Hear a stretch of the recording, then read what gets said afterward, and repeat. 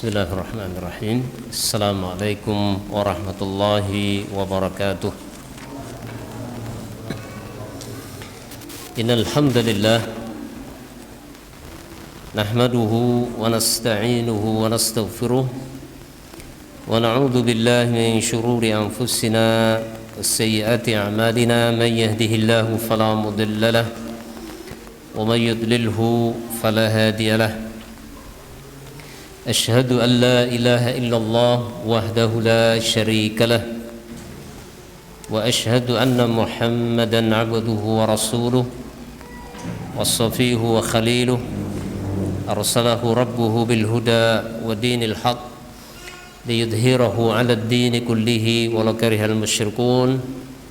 اللهم علمنا ما ينفعنا وانفعنا بما علمتنا وزدنا علما.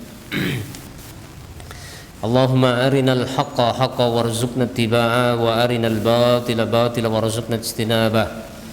اللهم اجعلنا هداة مهتدين إلى صراطك المستقيم. سبحانك لا علم لنا إلا ما علمتنا إنك أنت العليم الحكيم. أما بعد. Bapak-bapak, ibu-ibu, para jamaah kakung saha putri ingkang minulya, langkung-langkung wonten pangarsanipun para sesepuh kasepuhan ingkang tuhu kinak bekten dahat kinurmatan. Tidak lupa para ikhwan dan akhwat kaum muslimin wal muslimat dimanapun Anda berada. Kita bersyukur kepada Allah Subhanahu wa taala yang masih terus berkenan memberikan hidayah kepada kita, taufik kepada kita semua, sehingga sampai detik ini Allah Subhanahu wa taala memberikan keistiqomahan kepada kita semua, berpegang dengan ajaran agama Islam. Mudah-mudahan keistiqomahan yang Allah berikan kepada kita ini akan terus Allah berikan kepada kita sampai detik akhir hayat kita. Tidak lupa salawat dan salam semoga senantiasa tercurah kehadirat Nabi Agung, Nabi besar Nabi Muhammad sallallahu alaihi wa ala alihi washabbihi wasallam. Bapak Ibu yang dirahmati Allah Subhanahu wa taala, sudah cukup lama kita berpisah dengan kitab Fikih Muyassar. Ada hampir kurang lebih setengah tahun kita berpisah dengan kitab ini. Alhamdulillah pada kesempatan malam yang berbahagia ini Allah Subhanahu wa taala kembali mempertemukan kita semua dengan kitab Fikih Muyassar. Dan pada kesempatan malam ini kita memasuki sebuah bab, atau tepatnya adalah bab yang ke-8, yaitu bab tentang tayammum. Selesai kita membahas tentang toharoh menggunakan air, atau yang dikenal dalam fikih toharoh bilma, yang mana bersuci menggunakan air itu adalah merupakan aslun fit toharoh, kata para ulama. Jadi asalnya toharoh bersuci, baik itu bersuci dari hadas ataupun bersuci dari najis, itu alatnya asalnya adalah menggunakan air. Dan kita sudah membahas ya sebagian dari at-taharatu bil ma, taharah menggunakan air. Seperti yang sudah kita bahas adalah wudu, kemudian juga mandi. Maka tibalah saatnya kita memasuki bab yang ke-8, yaitu bab fit tayammum, bab yang menerangkan tentang tayammum. Apakah yang disebut dengan tayammum? Tayammum itu artinya seperti yang sudah kita kenal, bersuci dari hadas, baik itu hadas kecil ataupun hadas besar, menggunakan debu atau menggunakan tanah. Kalau di sini penulis menjelaskan tayamum secara bahasa dan juga tayamum menurut syariat atau istilah syariat. Tayamum secara bahasa adalah al-qasdu. Al-qasdu itu adalah tujuan. Tayamum secara bahasa dari kata tayammama, ya tayammamu artinya qasada yaqsidu, bertujuan. Seseorang memiliki satu tujuan. Adapun tayamum menurut istilah syariat adalah mashul wajhi wal yadaini bis-sa'idit thayyibi ala wajhin makhsusin ta'abbudan lillahi ta'ala. Kata penulis, tayamum menurut istilah syariat adalah mengusap wajah dan mengusap kedua tangan menggunakan tanah yang suci dengan tata cara yang telah ditentukan di dalam syariat, yang itu dikerjakan dalam rangka beribadah kepada Allah. Jadi di sini ada embel-embel di belakang ta'abbudan lillah, dalam rangka beribadah kepada Allah. Jadi namanya tayamum itu adalah mengusap wajah dan tangan menggunakan tanah. Ini menunjukkan kesempurnaan ajaran agama Islam dan indahnya ajaran agama Islam. Jadi cuman mengusap wajah, mengusap tangan menggunakan tanah saja dengan tata cara yang diajarkan di dalam syariat, itu sudah bernilai ibadah kalau diniatkan sebagai ibadah. Ya. Kemudian yang pertama yang dijelaskan oleh penulis adalah hukum tayamum dan landasan akan disyariatkannya tayamum. Hukum tayamum adalah masyru'. Masyru' itu artinya disyariatkan. Yang mana tayamum itu disyariatkan sebagai bentuk rukhsah minallah, sebagai bentuk keringanan dari Allah li'ibadihi, untuk hamba-hambanya. Wa huwa min mahasini hadhihi syari'ah wa min khasaisi hadhil ummah. Dan disyariatkannya tayamum itu adalah merupakan bentuk, salah satu bukti keindahan ajaran agama Islam dan keistimewaan umat Islam. Dan ini hanya ada di dalam ajaran agama Islam, tidak ada di ajaran agama lain. Ya. Dan kalau kita baca di dalam kitab-kitab fikih, maka nanti kita akan temukan banyak sekali namanya rukhsah, rakhais fil Islam, berbagai macam rukhsah. Rukhsah itu artinya keringanan. Hampir semua bentuk toharoh apa saja, kemudian hampir semua praktek-praktek ibadah yang ada di dalam Islam, itu di dalamnya ada namanya rukhsah. Rukhsah itu artinya keringanan. Tatkala seseorang tidak mampu mengerjakan yang asal, maka diberikan keringanan untuk melakukan yang lebih ringan dari yang asalnya. Allah Subhanahu wa ta'ala dalam riwayat Imam Ahmad disebutkan, innallaha yuhibbu an tu'ta rukhasuhu kama yakrahu an tu'ta ma'siyatuhu. Hadis riwayat Imam Ahmad. Sesungguhnya Allah itu suka, sesungguhnya Allah itu menyukai apabila keringanan-keringanan yang telah ditetapkan olehnya itu diambil. Jadi kalau kita diberikan keringanan oleh Allah, itu sebaiknya kita ambil, karena Allah suka. Sebagaimana Allah benci bila mana perbuatan maksiat kepadanya itu dikerjakan. Subhanallah, Bapak Ibu yang dirahmati Allah Subhanahu wa ta'ala. Ketika Allah Subhanahu wa ta'ala mensyariatkan berbagai macam syariat di dalam Islam, ya, itu di sana pasti ada sebagian orang yang tidak sanggup melakukan syariat tersebut sebagaimana asal disyariatkannya syariat tersebut. Allah Subhanahu wa ta'ala mengetahui hal itu. Allah Subhanahu wa ta'ala tahu bahwasanya hamba-hambanya tidak akan sanggup mengerjakan semua syariatnya seperti apa yang telah ditetapkan. Karena Allah Subhanahu wa taala menyayangi hambanya, oleh karena itu Allah berikan rukhsah. Ya, dan kalau kita belajar fikih, semakin banyak kita baca fikih, kita akan semakin tahu bahwasanya banyak sekali rukhsah di dalam Islam itu.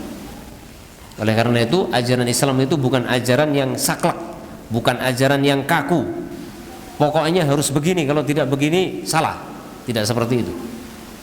Makanya orang banyak belajar fikih, dia akan semakin mengetahui akan kemudahan ajaran agama Islam, ya, akan keindahan ajaran agama Islam, dan kita akan bisa buktikan bahwasanya ajaran agama Islam itu selaras dan sejalan dengan fitrah dan tabiat manusia.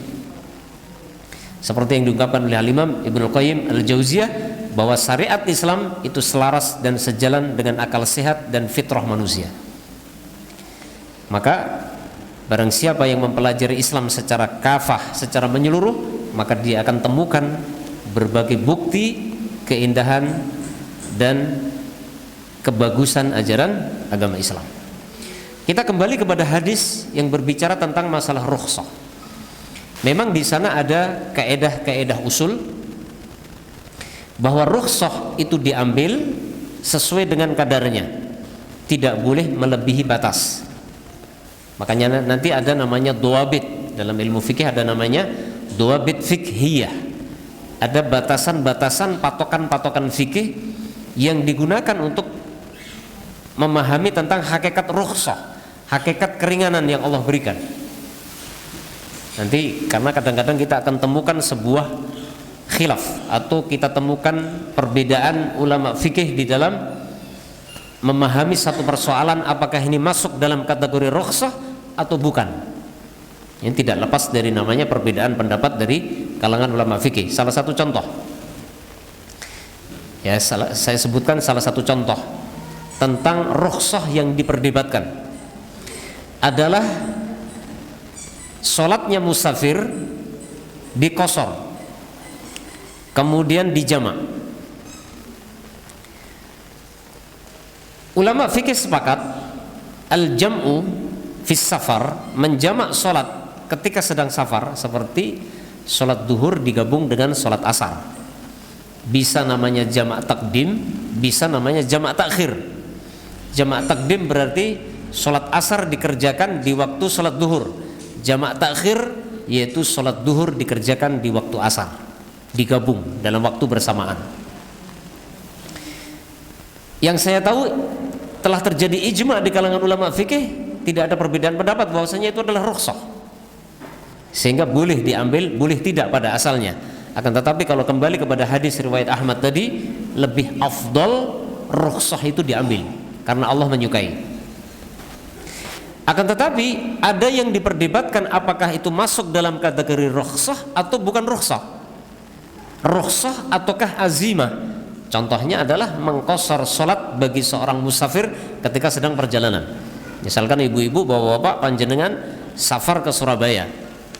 Ketika panjenengan sedang dalam perjalanan menuju Surabaya, ya, itu disyariatkan sholat yang 4 rakaat itu dijadikan 2 rakaat. Dalam fikih disebut qashar. Terjadi perdebatan yang cukup panjang di kalangan ulama fikih tentang apakah, ya, mengqashar sholat dalam safar itu masuk dalam kategori rukhsah atau azimah. Ada 2 pendapat. Sebagian ulama berpendapat itu azimah. Azimah artinya sebuah keharusan. Ya, seperti Al-Imam Ibnu Hazm yang mengikuti gurunya Abu Dawud Az-Zahiri, atau secara umum mazhab Zahiriyah. Dan kalau tidak salah Ibnu Taimiyah mengikuti pendapat itu, bahwa mengqashar salat bagi seorang musafir itu adalah azimah, sebuah keharusan, bukan rukhsah. Kalau itu masuk dalam kategori azimah berarti memang harus dikerjakan. Mereka berdalil dengan hadis Aisyah diantaranya. Pendapat yang kedua mengatakan bahwasanya salatnya seorang musafir dengan cara diqashar itu bukan azimah tapi adalah rukhsah. Kalau itu rukhsah berarti masuk dalam keumuman sabda Nabi SAW, sebaiknya diambil. Sebaiknya kalau kita safar, sholatnya yang 4 rakaat jadi 2 rakaat. Karena Nabi mengatakan innallaha yuhibbu an tu'ta rukhasuhu. Sesungguhnya Allah menyukai apabila rukhsah-rukhsahnya itu diambil. Ada rukhsah maka diambil rukhsahnya. Berarti dikosor. Ini salah satu contoh khilaf. Khilaf dalam menentukan apakah satu persoalan itu rukhsah ataukah azimah. Kita kembali kepada tayammum. Allahu a'lam bishawab.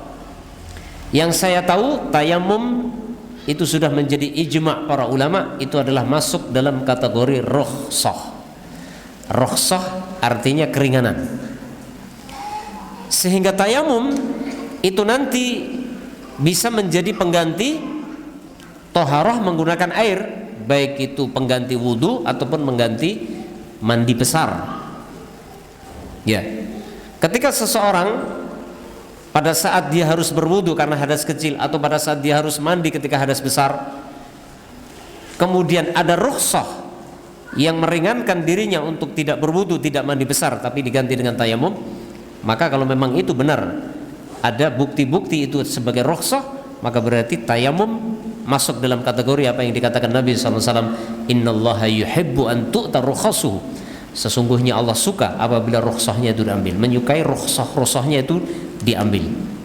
Berarti kalau kita mau wudu, ya, kemudian tidak ada air, atau mau wudu tapi dokter mengatakan nggak boleh menyentuh air karena sedang sakit misalnya, maka di saat kita menggantikan wudu dengan tayamum, itu kita mendapatkan dua kebaikan. Kebaikan yang pertama adalah sah wudu kita diganti dengan tayamum, mandi kita diganti dengan tayamum, nilainya sama, tayamum dengan wudu dengan mandi, menjadikan hilang hadas kecil dan hadas besar. Ya. Kebaikan yang kedua adalah kita menjadi hamba yang dicintai oleh Allah Subhanahu wa taala, karena Nabi mengatakan innallaha yuhibbu an tu'ta rukhasuhu. Sesungguhnya Allah suka, menyukai rukhsahnya itu diambil. Subhanallah. Maka benar apa yang dikatakan oleh musannif di dalam kitab ini, bahwa tayamum adalah masyru' rukhsah minallah wa huwa min mahasini hadhihi syari'ati wa min khasaisi hadhil ummah. Itu adalah merupakan salah satu di antara bukti kebagusan syariat Islam, keindahan syariat Islam, dan bukti keistimewaan syariat Islam untuk umat ini begitu luar biasa. Jadi Bapak Ibu yang dirahmati Allah Subhanahu wa taala, dengan demikian pembahasan tayamum ini adalah pembahasan yang sangat penting untuk kita kaji, sebagaimana pentingnya kita mengkaji wudu dan juga mengkaji yaitu mandi besar. Kemudian sekarang kita berbicara tentang dalil atau landasan disyariatkannya tayamum. Yang pertama adalah dalil dari Al-Quranul Karim, yaitu bisa dilihat di dalam surah Al-Ma'idah ayat 6. Surah Al-Ma'idah ayat 6 ini menjelaskan tentang syariat wudu, syariat mandi, ya. Kemudian secara global dijelaskan, ya, hal-hal yang menjadikan seseorang itu harus wudu dan harus mandi. Kemudian yang terakhir yaitu apabila seseorang tidak memungkinkan berwudu dan mandi, maka digantikan dengan tayamum. Ya. Ayatnya sudah pernah kita bacakan dalam pembahasan, yaitu tentang wudu. Allah Subhanahu wa taala berfirman, ya ayyuhalladzina amanu idza qumtum ilas salati faghsilu wujuhakum wa aydiyakum ilal marafiqi wamsahu bi ru'usikum wa arjulakum ilal ka'bain. Wa in kuntum junuban fattahharu wa in kuntum marda aw ala safarin aw jaa ahadun minkum minal ghaiti aw lamastumun nisaa falam tajidu ma'an fatayammamu sa'idan tayyiban famsahu biwujuhikum wa aydikum min ma yuridu Allahu liyaj'ala 'alaikum min harajin walakin yuridu liyutahhirakum wa liyutimma ni'matahu 'alaikum la'allakum tashkurun.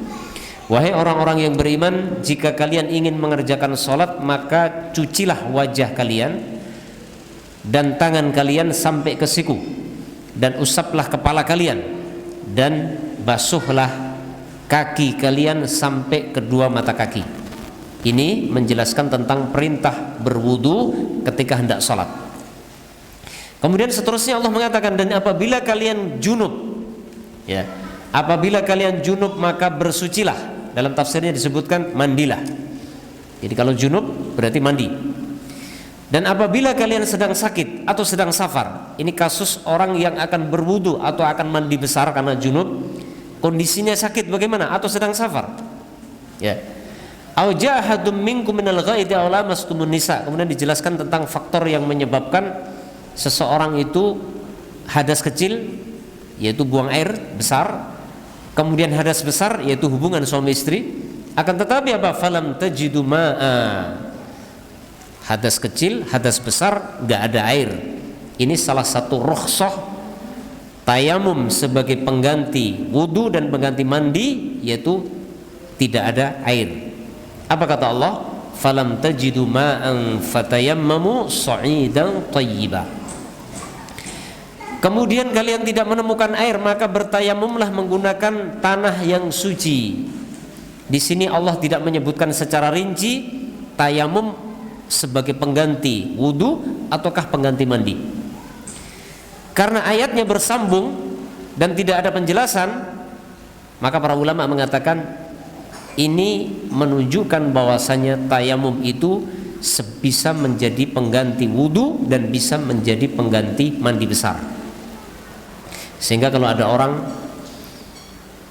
akan berwudu tapi tidak ada air, maka wudunya bisa digantikan dengan tayamum. Orang junub yang mengharuskan mandi besar kemudian tidak ada air, maka mandi besarnya digantikan dengan tayamum. Diperkuat oleh hadis-hadis yang begitu banyak tentang bagaimana Rasulullah praktek, ya, ketika mau berwudu tidak ada air, maka Rasulullah mengajarkan tayamum. Ketika mau mandi besar tidak ada air, maka Rasulullah mengajarkan tayamum. Ya. Kemudian sambungan ayat setelahnya Allah Subhanahu wa taala menjelaskan tata cara tayamum secara global.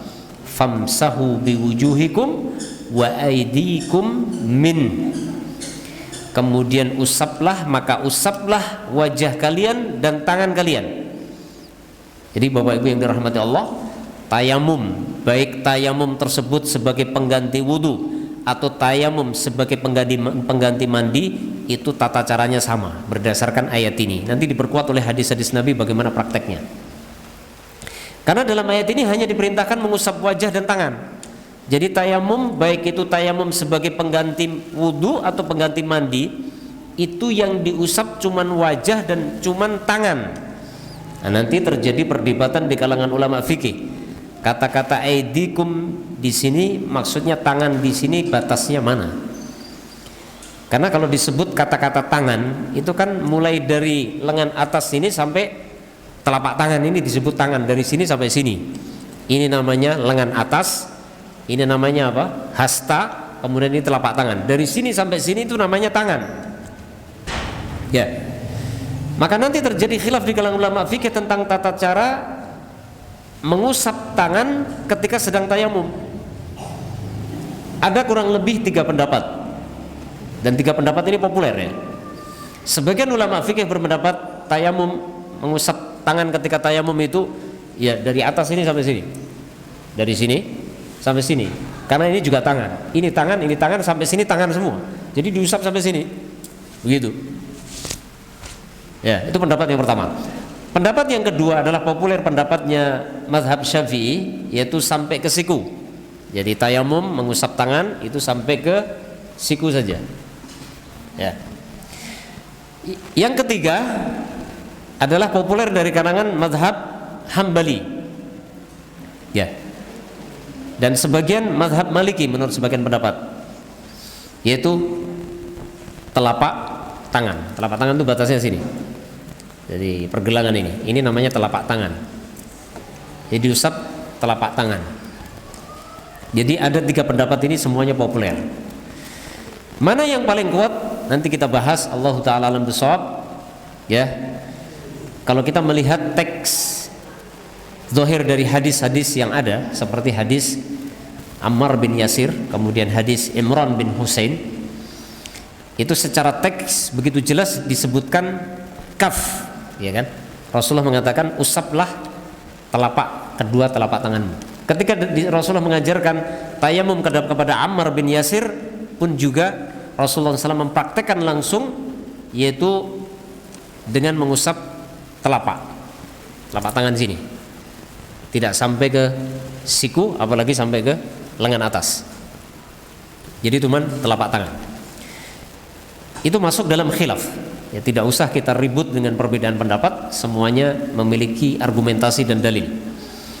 Nah, monggo nanti para jamaah mau yang mana, tapi kalau kita kembali kepada kitab ini, kitab Fikih Muyasar, maka sepertinya penyusun kitab ini lebih cenderung kepada pendapat yang ketiga, yaitu nanti mengusap telapak tangan saja.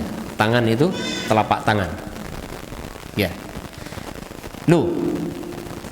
Dalilnya apa saja? Dalilnya yang pendapat pertama tadi berdalil dengan keumuman ayat tadi, karena Allah mengatakan famsahu biwujuhikum wa aydikum min. Karena disebutkan dengan kata-kata tangan, ya namanya tangan ya dari sini sampai sini. Kemudian mazhab Syafi'i juga berdalil dengan ayat itu dan dengan sebagian riwayat, yaitu sampai siku sini. Itu mazhab Syafi'i populer ya. Adapun mazhab Hambali dan yang lain, sebagian ulama yang lain, yaitu berdalil dengan beberapa hadis, diantaranya adalah hadis Imran bin Husain, kemudian hadis Ammar bin Yasir, yaitu Rasulullah mempraktekkan langsung. Jadi Rasulullah bukan hanya mengisyaratkan dengan bicara, tapi Rasulullah langsung praktek mengusap telapak tangan cuman sampai sini. Telapak tangan saja. Ya.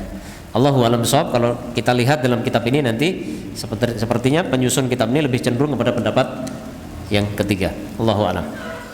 Kemudian kita masuk dalil yang kedua, adalah dalil dari hadis tentang disyariatkannya tayamum, yaitu hadis yang diriwayatkan oleh Imam Abu Dawud, Imam Tirmidzi dan yang lain. Ya, Nabi SAW mengatakan as-sa'idut thayyibu kafika wa illam tajidil ma'a 'ashra hijajin fa idza wajadtal ma' fa amissahu bi basyaratak. Tanah yang suci atau debu yang suci, nanti menerjemahkan sa'id at-thayyib itu nanti terjemahannya juga sesuai dengan penafsiran para ulama banyak sekali. Kalau kita bicara tentang sa'id, kata-kata sa'id dalam Al-Quran dan dalam hadis Nabi itu memiliki makna yang banyak. Ada yang mengatakan di situ turab lahu ghibar, jadi tanah yang ada debunya. Makanya sebagian ulama mengatakan harus ada debu, gitu. Ada lagi yang mengatakan tidak perlu ada debu, yang penting permukaan tanah. Ya, karena sa'id dan thayyibah dalam Al-Quran itu dalam sebagian tafsir disebutkan, yaitu semua permukaan tanah itu masuk dalam kategori sa'id dan thayyibah, sehingga tidak mesti ada debunya. Ya, tidak mesti ada debunya. Bahkan ulama ahli zahir berpendapat semua permukaan yang ada di bumi ini. Makanya saya pernah safar dengan salah seorang ustadz saya. Beliau sudah wafat rahimahullah. Waktu itu perjalanan dari Jogja menuju ke Sumatera. Waktu itu naik bis ya. Pulang pergi naik bis kita. Ketika bisnya tidak berhenti, sementara waktu sholat sudah masuk dan bisnya tidak berhenti, saya nggak punya wudhu. Maka saya pergi ke toilet, saya wudhu di toilet. Ustadz saya itu dia tayamum. Tayamumnya apa? Di kursi. Jadi dia duduk sini, dia bismillah, cok kursi itu diginikan, terus diusapkan di wajah, tangan, selesai. Saya terheran-heran waktu itu. Maka kemudian terjadi diskusi ringan ketika saya melihat beliau seperti itu. Maka beliau berdalil dengan ayat sa'id dan thayyibah. Dalam sebagian tafsir disebutkan yaitu semua permukaan yang ada di bumi ini, semua permukaan bumi ini, baik tanah, batu, benda-benda yang ada di atas bumi ini, permukaannya itu masuk dalam itu katanya. Allahu a'lam bishawab. Pendapat yang populer dari mazhab Syafi'i adalah mensyaratkan harus ada debu yang nempel. Jadi kalau lantai ini kalau nggak ada debunya, jadi kalau lantai habis dipel ya, menurut mazhab Syafi'i nggak boleh buat tayamum. Ya, nunggu ada angin masuk ke masjid ini berdebu baru dipakai tayamum. Kalau nggak ada debu di sini nggak boleh. Itu yang populer dari mazhab Syafi'i. Allahu a'lam bishawab, mazhab Hambali ikut mengikuti pendapat yang tadi, yaitu tidak perlu ada debu. Gitu ya. Allahu a'lam bishawab, saya pribadi mengambil pendapat yang lebih ahwat itu lebih hati-hati, karena dalam prakteknya dalam hadis itu Rasulullah setelah menepukkan telapak tangannya ke tanah, kemudian beliau tiup. Apa yang beliau tiup? Kalau habis dipel, apa yang ditiup? Jok, ini meja ini nggak ada debunya terus ditiup, ngapain ditiup? Ya, karena ada penjelasan yang panjang dari fikih dalam mazhab Syafi'i tentang hadis tersebut. Kenapa Rasulullah meniup telapak tangannya setelah menempelkan tangannya di tanah?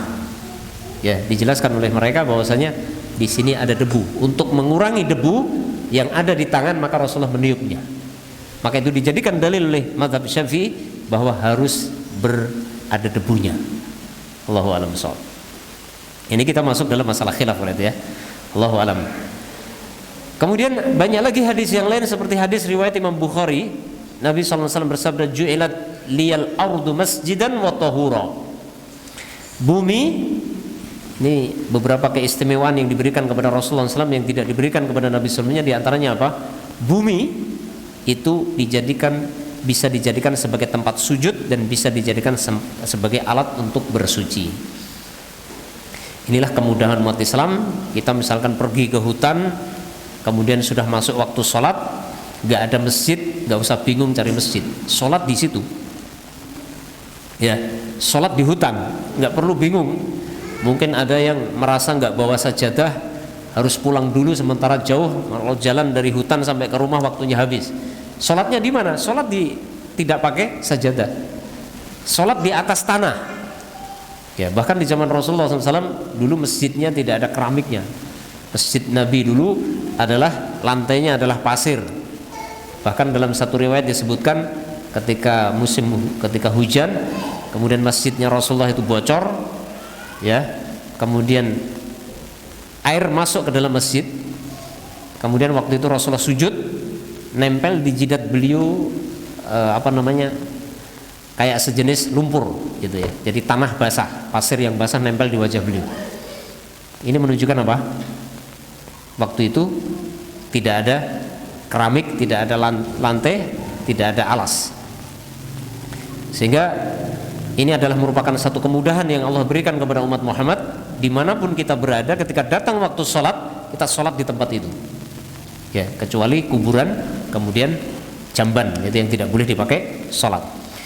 Kemudian juga dijadikan sebagai alat bersuci. Tanah dimanapun itu sebagai alat bersuci, selagi tidak ada najis di situ. Kemudian yang ketiga, dalil yang ketiga adalah ijma' ahlul ilmi. Kesepakatan para ulama ahlus sunnah wal jamaah, tidak ada perbedaan pendapat di kalangan ulama ahlus sunnah wal jamaah dari mazhab manapun tentang adanya syariat tayammum. Oleh karena itu, kalau kita baca kitab-kitab fikih yang ditulis oleh para fuqaha, hampir semua kitab fikih itu pasti ada di dalamnya pembahasan bab tayammum. Selalu ada di dalam kitab fikih bab tayammum. Fikih manapun, fikih mazhab manapun, baik itu fikih mazhab Hanafi, Maliki, Syafi'i, Hambali, Auza'i dan yang lain sebagainya, semua kitab fikih itu ada namanya bab tayammum. Ini menunjukkan apa? Ini menunjukkan bahwasanya para ulama fikih telah ijma', telah terjadi konsensus, kesepakatan mereka bahwasanya tayammum adalah sebuah syariat yang menjadi rukhsah di dalam ajaran agama Islam. Kemudian berikutnya, Bapak Ibu yang dirahmati Allah, syarat sahnya tayammum, atau mungkin lebih pas adalah sebab-sebab yang menjadikan seseorang diberikan rukhsah boleh menggantikan wudu dan mandinya dengan tayammum. Di sini penulis menyebutkan bahwa tayammum itu diperbolehkan di saat seseorang tidak mampu bertoharah menggunakan air. Mungkin dikarenakan tidak ada air, atau dikarenakan takut menggunakan air, dikarenakan sakit, atau dikarenakan alasan-alasan yang lain seperti cuaca yang sangat dingin yang seseorang tidak sanggup menyentuh air karena saking dinginnya. Ini juga termasuk rukhsah, ya. Jadi kalau disimpulkan ada dua sebab yang menyebabkan bolehnya tayamum atau rukhsah tayamum. Satu, tidak ada air. Jadi airnya memang tidak ada seperti musim kemarau panjang, ya, tidak ada air, adanya air hanya cukup untuk minum, ya. Kemudian yang kedua, ada air akan tetapi tidak bisa menggunakan air. Tidak bisa menggunakan air ini karena sebab mungkin ada halangan untuk bisa mengambil air, seperti ada air tapi airnya jauh.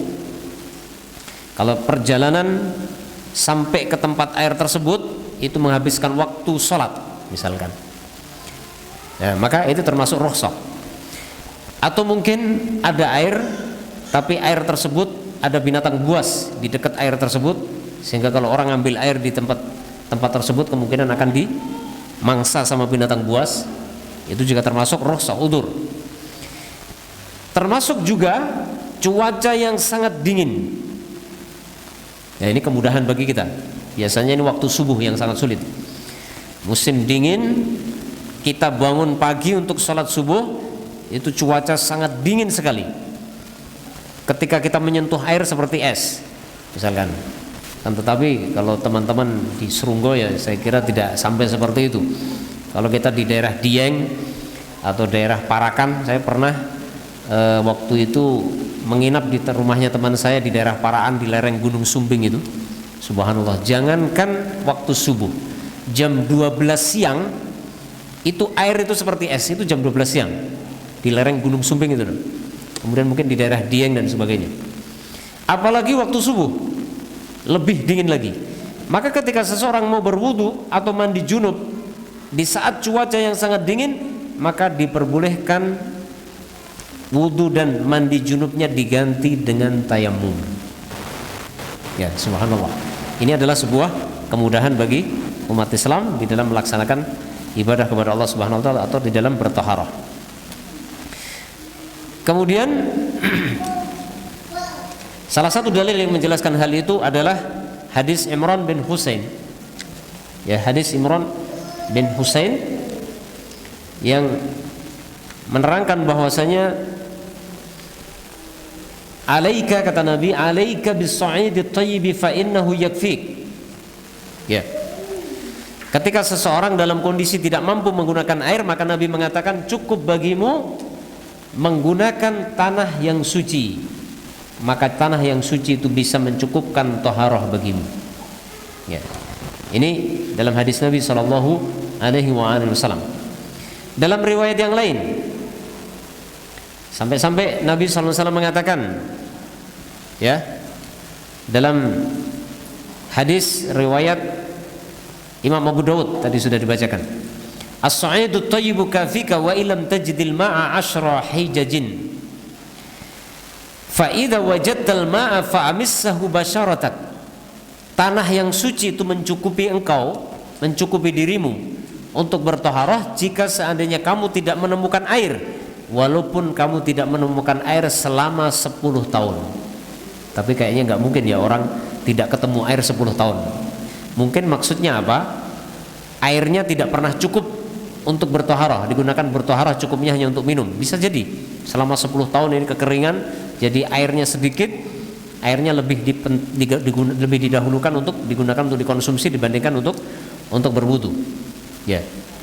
Sehingga mungkin terjadi.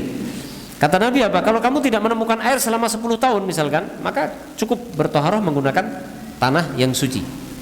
Akan tetapi jika kamu menemukan air, maka pergunakanlah air tersebut untuk membasuh kulitmu. Maksudnya apa? Untuk mandi dan untuk berwudu. Nah, ini Bapak Ibu yang dirahmati Allah Subhanahu wa taala. Jadi salah satu dalil yang disebutkan oleh penulis, seseorang yang tidak menemukan air ketika akan bertaharah baik itu wudu ataupun mandi, maka bisa digantikan dengan tayamum. Dan masih banyak lagi hadis-hadis yang lainnya. Barangkali sudah adzan, sampun adzan ya.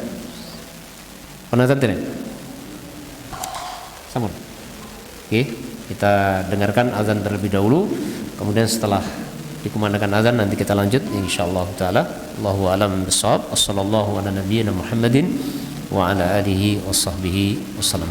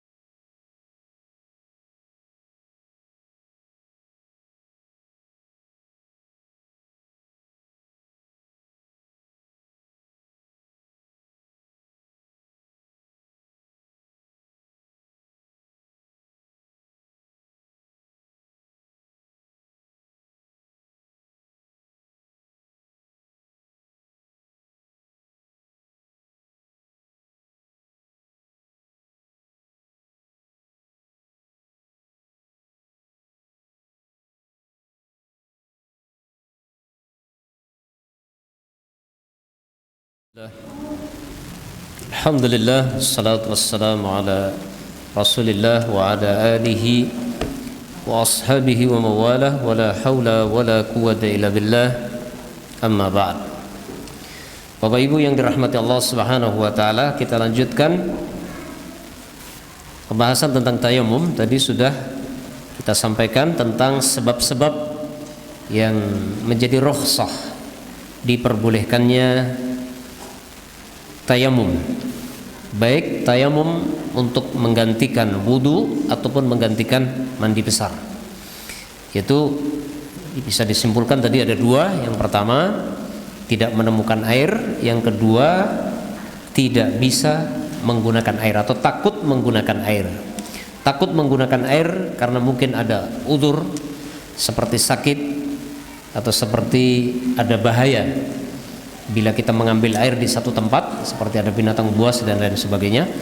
Kemudian juga termasuk adalah kondisi cuaca yang teramat sangat dingin. Kemudian penulis menyebutkan beberapa syarat sahnya tayamum. Sebagaimana taharah yang lain, baik itu wudu ataupun mandi besar, tayamum memiliki beberapa syarat. Syarat yang pertama adalah niat. Ya. Jadi tayamum itu harus dengan niat. Sebagaimana wudu harus dengan niat, mandi juga harus dengan niat. Ya, tayamum juga harus dengan niat. Yang kedua, beragama Islam. Jadi orang yang bertayamum itu harus beragama Islam. Kemudian yang ketiga adalah berakal. Ya. Artinya akalnya sehat. Bukan orang yang sedang mabuk, bukan orang yang sedang gila dan lain sebagainya. Bukan orang yang hilang akal. Kemudian yang keempat adalah tamyiz. Tamyiz itu artinya seorang anak kecil, ya, yang belum mencapai usia balik, akan tetapi dia sudah bisa membedakan mana baik, mana buruk, mana bahaya, mana manfaat. Ya, itu tamyiz. Dan para ulama fikih menyebutkan bahwa batasan tamyiz itu relatif, tidak bisa dibatasi dengan umur. Akan tetapi di sana ada umur yang dominan, seseorang pada umur tersebut sudah tamyiz. Ya, ada yang mengatakan anak usia 5 tahun. Ya. Ada yang mengatakan 6 tahun. Ada yang mengatakan 4 tahun. Akan tetapi kenyataannya kalau kita lihat di lapangan bahwa anak kecil itu tamyiz itu tidak bisa ditentukan dengan umur. Ya, karena bisa jadi anaknya sudah hampir 7 tahun tapi belum tamyiz. Bisa jadi. Allah alam. Akan tetapi ada anak yang baru 3 tahun ternyata sudah tamyiz, ada juga. Ya, bahkan ada anak umur 3 tahun sudah hafal Al-Quran juga ada. Ya, itu kalau 3 tahun sudah hafal Al-Quran tentunya bukan hanya tamyiz itu ya. Subhanallah. Kemudian yang kelima ada udzur menggunakan air. Ya, udzur menggunakan air tadi ada 2. Yang pertama adalah tidak ada air. Yang kedua adalah ada takut menggunakan air. Ya. Kemudian yang keenam atau syarat yang keenam adalah tayamum itu harus menggunakan tanah yang suci, alias tidak ada najis. Nah, ini nanti yang masuk dalam perdebatan ulama fikih tentang tanah yang suci di sini. Ya, karena para ulama berbeda pendapat di dalam memahami ayat fatayammamu sa'idan thayyiba. Sa'idan thayyiba, tanah yang suci. Itu ada yang berpendapat adalah turaban thayyiba. Berarti harus benar-benar tanah. Sehingga kalau bukan tanah, ini seperti ini, apa namanya ini? Meja, lantai itu bukan tanah.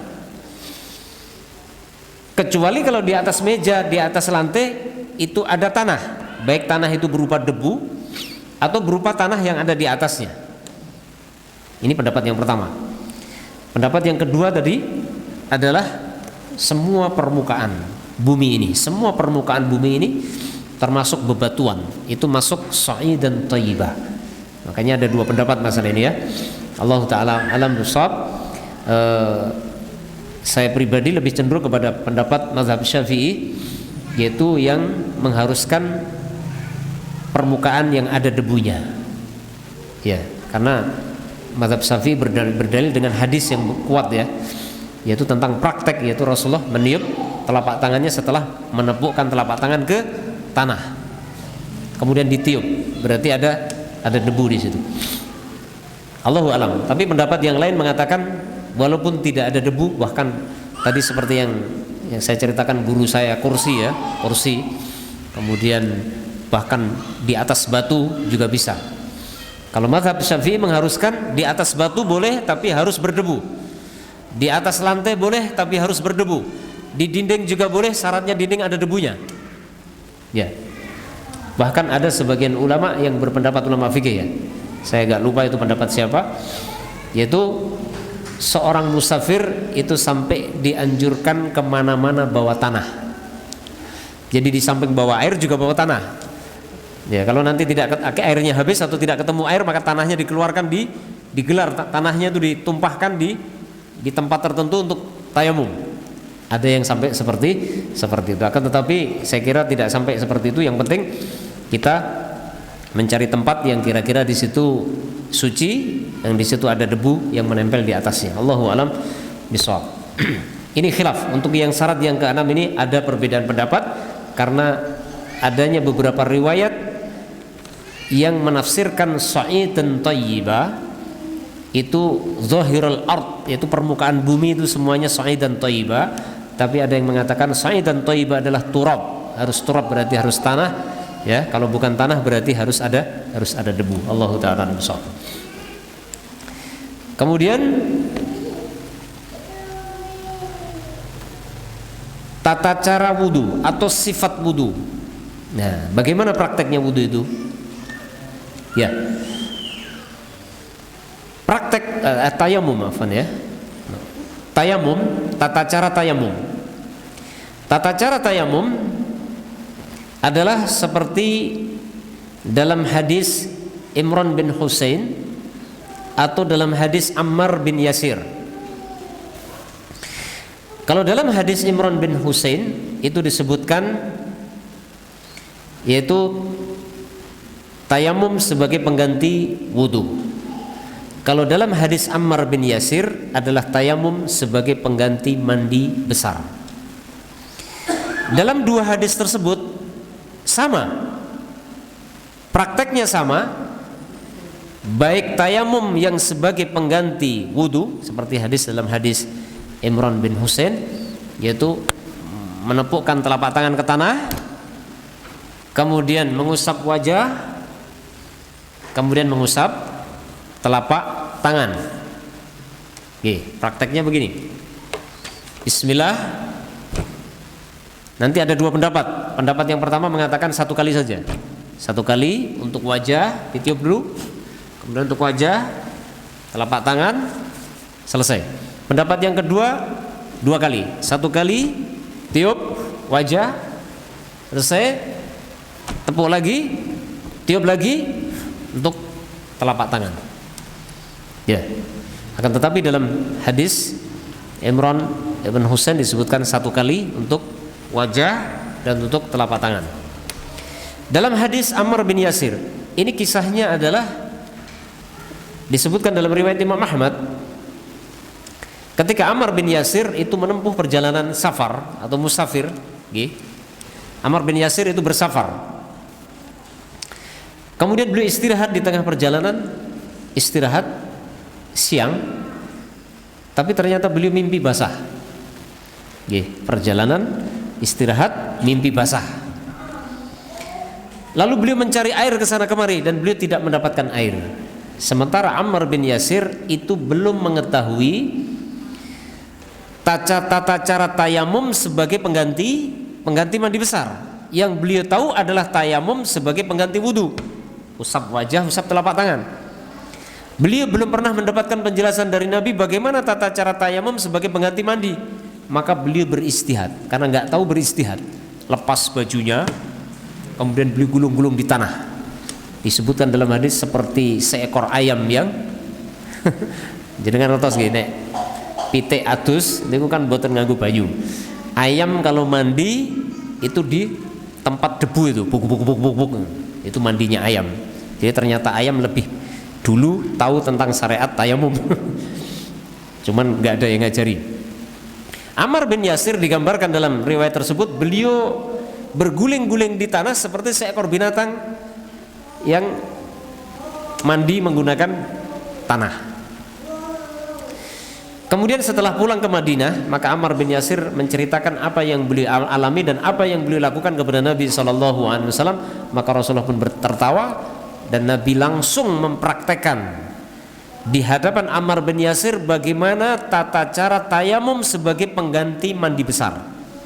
Jadi bukan gulung-gulung, copot baju, ucul kelambi terus gulung-gulung di tanah, bukan seperti itu. Apa kata Nabi? At-tayammumu darbatun lil wajhi wal kafain. Tayamum itu cukup satu kali menepukkan telapak tangan di tanah, kemudian digunakan untuk mengusap wajah dan kedua telapak tangan. Secara jelas Nabi mengatakan wal kafain. Kafain itu telapak tangan. Telapak tangan batasnya di sini. Berarti nggak sampai siku, apalagi sampai sini. Wajah, telapak tangan. Dengan kalimat dorbatun. Dorbatun artinya satu kali pukulan. Berarti satu kali blek, tiup wajah, telapak tangan, selesai. Itu dalam hadis Ammar bin Yasir. Jadi Nabi bukan hanya sekedar berbicara, tapi Nabi langsung praktek. Ya, Nabi mengatakan inna makana yakfika antasna hakada. Cukuplah kamu kerjakan seperti ini. Nabi pukulkan satu kali, kemudian usap wajah, kemudian telapak tangan. Jadi secara langsung Ammar bin Yasir diajari oleh Nabi SAW bagaimana cara tayamum menggantikan mandi junub. Ya, bapak-bapak, ibu-ibu, kalau panjenengan junub ya, musim dingin misalnya pagi-pagi mau mandi kademen wedi masuk angin, wes tayamum. Ya. Tayamumnya bagaimana? Tidak perlu gulung-gulung di tanah, tapi cukup satu kali saja ini telapak tangan tepukkan di tanah atau di lantai yang ada debunya, ya. Kemudian ditiup, usap wajah satu kali, telapak tangan satu kali, selesai. Mungkin ada yang protes, Mas, gimana kakinya kok nggak diusap? Ribut jawabannya. Inilah syariat. Dan inilah rukhsah. Keringanan. Namanya keringanan tidak sama dengan apa yang diringankan. Asalnya kan wudu. Wudu itu ya ada kumur-kumurnya, ada masukkan air ke hidung, kemudian ada ngusap wajah, mencuci wajah, ngusap rambut, kemudian telinga, tangan dan kaki. Itu kalau wudu. Akan tetapi tayamum itu sekedar rukhsah sebagai pengganti wudu. Sehingga beda antara tayamum dengan wudu. Akan tetapi nilainya sama.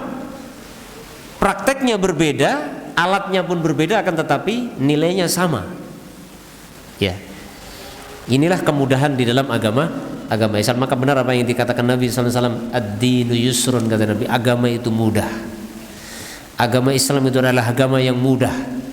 Banyak rukhsah dalam Islam. Ya. Salat nggak bisa berdiri, boleh sambil duduk. Nggak bisa sambil duduk, boleh sambil berbaring, miring. Nggak bisa sambil miring, boleh sambil terlentang. Oke. Wudu nggak ada air, ganti dengan tayamum. Mandi junub ada air tapi dingin, mau mandi pagi-pagi, tapi benar-benar dingin ya, bukan merasa dingin, tapi benar-benar kedinginan. Karena kalimatnya burdun syadid, yaitu dingin yang teramat sangat. Allahu a'lam. Begitu Bapak Ibu, para jamaah yang dirahmati Allah Subhanahu wa taala, bagaimana tata cara tayamum. Kemudian yang terakhir adalah pembatal tayamum. Pembatal tayamum yang pertama, tayamum itu batal disebabkan karena hadas. Baik hadas kecil ataupun hadas besar. Ada lagi yang mengatakan tayamum itu batal dengan semua pembatal wudu. Di sini saya bacakan, penulis mengatakan yabtulut tayammumu an hadatsin asgharin bimubtilatil wudu. Tayamum itu bisa, tayamum sebagai pengganti, tayamum sebagai pengsuci hadas kecil itu bisa batal dengan sebab hal-hal yang membatalkan wudu. Semua yang membatalkan wudu membatalkan tayamum yang merupakan taharah dari hadas kecil. Kemudian wa an hadatsin akbara bimujibatil ghusli min janabatin wa haidin wa nifasin. Dan tayamum yang merupakan pengsuci hadas besar, berarti pengganti mandi besar, itu bisa batal dengan sebab hal-hal yang mewajibkan mandi. Contohnya junub.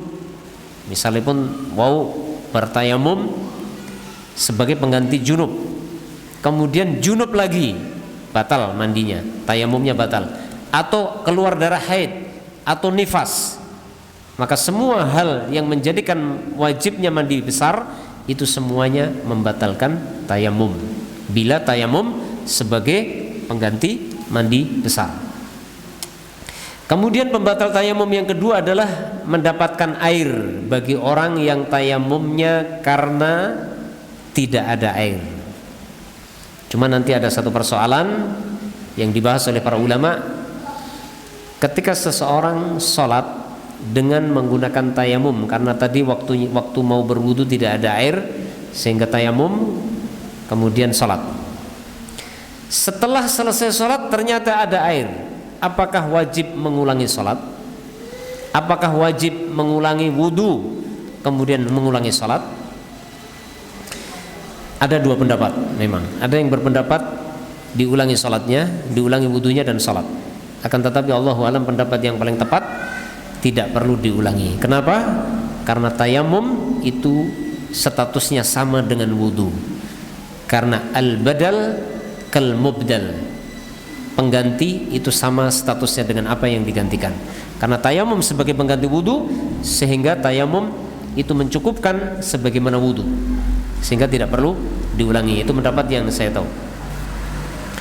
Kemudian pembatal yang ketiga adalah hilangnya udzur bagi orang yang tayamumnya karena ada udzur, seperti orang yang sakit, ya, kemudian sembuh dari sakit berarti tidak boleh tayamum lagi.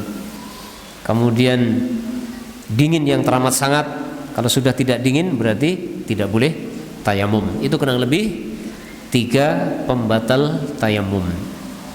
Demikian Bapak Ibu yang bisa disampaikan pada kesempatan ini tentang masalah tayamum.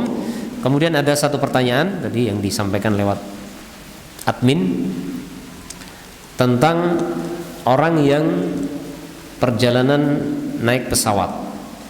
Ya, tadi hampir sama kisahnya yang saya sampaikan, orang naik bis saja. Cuman ini bedanya naik pesawat.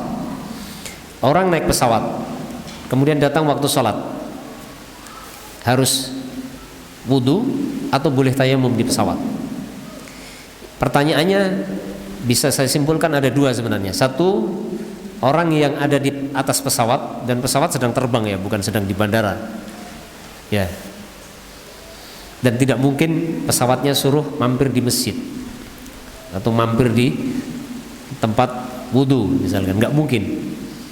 Apakah penumpang tersebut harus berwudu atau boleh tayamum? Nah, jawabannya kalau memungkinkan wudu. Ya, dilihat di pesawat itu ada fasilitas untuk wudu apa tidak. Kalau ada fasilitas untuk wudu, berwudu. Kalau ada air berarti asalnya berwudu. Ya. Kalau tidak ada fasilitas air atau tempat wudu dan sebagainya sehingga tidak mungkin berwudu, maka berarti tayamum. Nah, untuk orang yang bertayamum di atas kendaraan, gimana tayamumnya? Di situ tidak ada tanah, maka kembali kepada pendapat tadi. Ya. Ulama berbeda pendapat tentang bolehnya tayamum di atas kendaraan yang di situ tidak ada debu. Kalau pendapat ulama Hambali, setahu saya berpendapat tidak apa-apa walaupun tidak ada debu. Tapi kalau mazhab Syafi'i, setahu saya mengharuskan harus ada debu. Berarti dilihat di dinding ada debunya apa tidak, di kursi itu ada debunya apa tidak. Ya, Allahu a'lam bishawab. Ya mungkin kalau di jalan itu di sela-sela kursi mungkin ada debunya, tapi debunya dari kaki. Sepatu orang jalan itu rontok tanahnya dari sepatu. Langku nek bareng tak telek bareng piye. Nah, itu yang jadi masalah. Sementara syaratnya harus suci. Gitu? Syaratnya harus suci. Allahu a'lam bishawab. Kalau ulama mazhab Hambali tidak mensyaratkan harus ada debu. Makanya tadi ketika saya safar dengan guru saya rahimahullah, itu beliau tayamumnya di kursi itu. Jadi jok bis itu, di jok bis itu di depannya nih. Jadi jok yang di depannya itu dia. Plek, terus wajah, terus telapak tangan. Saya terbengong-bengong waktu itu karena saya belum tahu. Nah, saya wudu di toilet. Allahu a'lam bishawab. Ternyata itu adalah pendapatnya mayoritas ulama mazhab Hambali dan juga pendapatnya Ibnu Hazm dan yang lain. Allahu a'lam bishawab. Nah, tinggal kembali Kalau mengikuti mazhab Syafi'i berarti harus cari debu, harus cari tempat kira-kira di dinding itu kacanya itu ada debunya apa enggak gitu. Muter-muter. Kalau nggak ada gimana? Air nggak ada, ya. Allahu a'lam. Kemudian yang kedua tentang sholatnya orang di atas pesawat. Para ulama sepakat kalau sholat sunnah maka pada dasarnya boleh dikerjakan di atas kendaraan. Dalilnya adalah Rasulullah SAW terbiasa mengerjakan sholat lail itu di atas onta sambil duduk bahkan. Dan Rasulullah sholatnya mengikuti arah yang dituju oleh ontanya. Jadi tidak selalu menghadap ke kiblat. Walaupun sebagian ulama mengatakan diusahakan ketika takbiratul ihram itu menghadap kiblat. Walaupun nanti ontanya belok. Kita naik kereta ke Jakarta pas menghadap ke barat, kita takbir usahakan pas menghadap ke barat. Sampai Cirebon ternyata belok. Atau baru sampai Cirebon belok kan? Tapi sudah takbiratul ihramnya sudah menghadap kiblat, enggak masalah. Para ulama sepakat boleh sholat sunnah di atas kendaraan. Akan tetapi para ulama berbeda pendapat tentang sholat fardu. Bolehkah dikerjakan di atas kendaraan? Sebagian ulama mengatakan tidak boleh karena Rasulullah tidak pernah mengerjakan. Tapi jumhur mengatakan boleh kalau memang tidak memungkinkan turun dari kendaraan. Ya. Kalau kendaraan pesawat jelas nggak mungkin pesawatnya turun gitu kan. Maka di situ kita akan mendapatkan rukhsah satu, boleh dijamak dan boleh dikosor, boleh tayamum. Panjenengan umroh perjalanan dari Jakarta sampai ke Jeddah atau sampai ke Madinah itu perjalanan 9 jam. Misalkan anggaplah pesawat berangkat sebelum zuhur. Berarti nggak mungkin pesawat itu turun untuk sholat zuhur dan sholat asar. Bahkan sholat maghrib dan isya. Bahkan mungkin bisa sampai subuh mungkin ya. Enggak. Jadi 4 sholat itu berarti sholat zuhur, asar, maghrib, isya di atas pesawat itu. Nggak mungkin pesawatnya turun. Maka kita mengikuti pendapat yang memudahkan tadi. Adanya rukhsah tayamum, kalau memang tidak ada air tayamum. Yang kedua sholatnya di atas pesawat. Hanya saja usahakan pesawat pas menghadap ke arah kiblat. Ya. Ketika takbiratul ihram. Terus asalnya harus berdiri, sholat fardu asalnya harus berdiri. Tapi kalau tidak memungkinkan boleh sambil duduk. Jadi sholatnya bisa dikosor, boleh dijamak, boleh sambil duduk, toharohnya dengan cara tayamum. Ya. Dan itu sudah banyak fatwanya para ulama tentang bolehnya sholat di atas pesawat kalau memang pesawatnya tidak mendarat tepat pada waktu sholat yang diinginkan. Allahu a'lam. Demikian Bapak Ibu yang dirahmati Allah. Wonten pertanyaan malih? Tidak ada.